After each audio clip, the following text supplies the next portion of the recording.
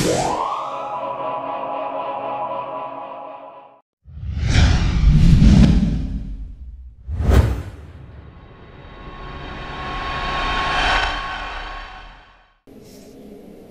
Moines, Iowa played host to the first round of the 2012 TMFactoryRacing.com Arenacross Series presented by EVS, and the 125 class had a pretty stacked field with the likes of Tyler Crain, Robert Nash, Brady Standley, and Patrick Evans ready and set to do battle in the first round. Heat races were done, main event was getting ready to go, and things were starting to get real exciting. Prizes on the line, a championship to be crowned in 10 races over the span of 10 weeks, and we're all looking forward to a 125 race.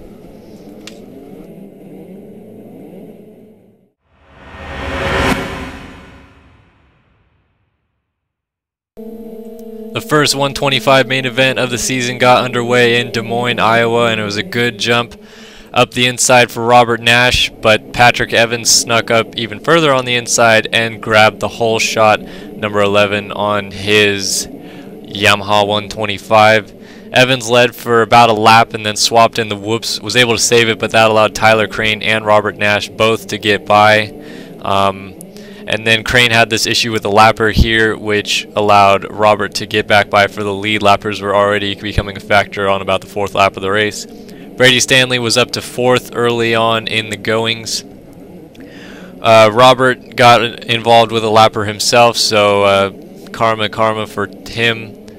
And Tyler Crain was able to get by, and then this strange scenario in the rhythm section where Crain gets into Robert, Robert goes down, and then Patrick Evans jumps by both of them to get into the lead yet again. So Evans back out front early on in the race, and he was leading away, looking really strong for a while. Standley was up in second until he crashed in the whoops, trying to run down Patrick Evans in the lead, and that allowed Robert Nash to close up and make the pass on Brady right here, but it wasn't over yet. Robert squirrels up, and then Brady tries to counter, goes up the inside of him, and then takes Robert down with a block pass. So Brady Standley was able to get back up in a second again, but then finally crashed again in the whoops, allowing Robert to secure the second place position. Evans was leading by a pretty good margin until he hit a lapper and then went down by himself in the rhythm section, which allowed Robert Nash to reassume the lead yet again at about the midway point of the race. As Evans was trying to get up, he gets put over the berm because of Stanley's awesome lag coming from Australia, which allowed Tyler Crain to get back up into the 3rd place position.